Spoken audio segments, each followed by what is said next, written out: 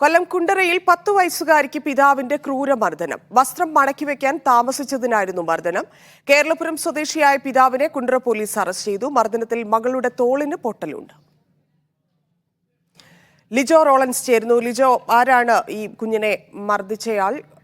എന്ത് നടപടിയെടുത്തു പോലീസ്? വിവരങ്ങൾ.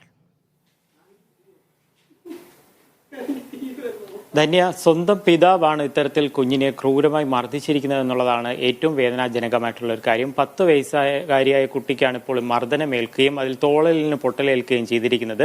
കേസിന് ആസ്പദമായ സംഭവത്തെക്കുറിച്ച് പോലീസ് പറയുന്നത് ഇങ്ങനെയാണ്. അതായത് വെള്ളിയാഴ്ചയാണ് ഇത്തരത്തിൽ ഒരു മർദ്ദനം നടന്നത്.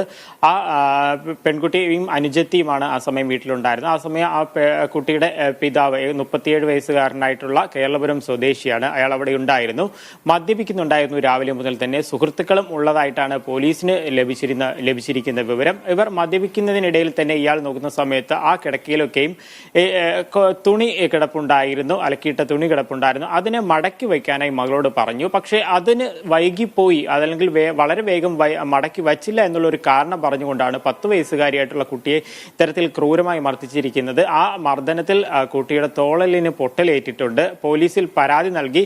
ആ പരാതി അന്വേഷിക്കുകയും തുടർന്ന് കേസ് രജിസ്റ്റർ ചെയ്യുകയും ചെയ്തിട്ടുണ്ട്. മറ്റൊരു പ്രധാനപ്പെട്ട കാര്യമെന്ന് പറയുന്നത് ഈ വ്യക്തി 37-കാരനായിട്ടുള്ള കേരളപുരം സ്വദേശി മറ്റൊരു കേസിലെ പ്രതി കൂടെയാണ്. 2022-ൽ അയാളുടെ ഭാര്യ പിതാവിനെ തള്ളിയിട്ട് കൊലപ്പെടുത്തിയ കേസിലെ ഒരു പ്രതിയാണ് ഈ വ്യക്തി. ഈ കേസിലെ ഏക ദൃക്സാക്ഷി ഈ 10 വയസ്സുകാരിയാണ്.